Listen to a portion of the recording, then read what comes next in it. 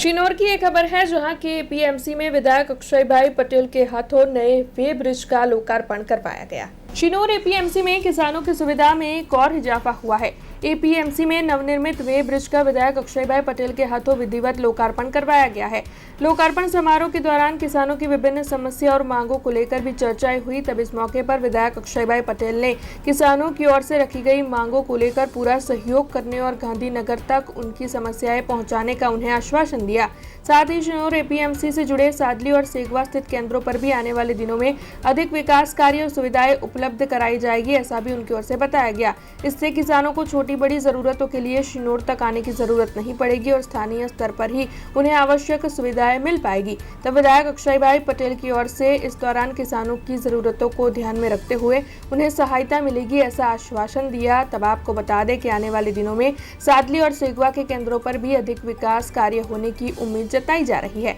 हालांकि इस लोकार्पण समारोह में एपीएमसी के चेयरमैन मुकेश भाई पटेल, वाइस चेयरमैन जयेश भाई पटेल समेत बोर्ड के सदस्य, सहकारी मंडलियों के अधिकारी और बड़ी तादाद में आमंत्रित अतिथि मौजूद रहे थे। आज रोज सिनोर खाते ખેતીવાડી ઉત્પન્ન બજાર સમિતિનું આજે વે બ્રિજનું ઓપનિંગ હતું। એની અંદર ખૂબ મોટી સંખ્યાની અંદર સહકારી મંડળીઓના આગેવાનો અને આમંત્રિત મહેમાનો ખૂબ મોટી સંખ્યાની અંદર ઉપસ્થિત રહ્યા અને આજે એપીએમસી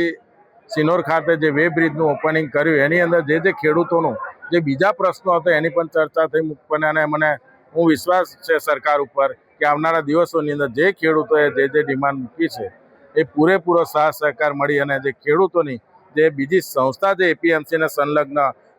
સાડલી ખાતે, સેગવા ખાતે એની અંદર પણ સારું ડેવલપમેન્ટ થાય અને ખેડૂતોને છેક સિનોર સુધી આવવું ના પડે અને તમામ સુવિધાઓ ત્યાં સેન્ટરો પર મળતી રહે એ રીતે અમે આગળ વધીશું અને તમામ આજે ચૂંટેલા પ્રમુખ અને ઉપપ્રમુખ તમામ બોર્ડ ડિરેક્ટર એપીએમસીના હું ખૂબ ખૂબ આભાર માનું છું કે જે ખેડૂતોની આજે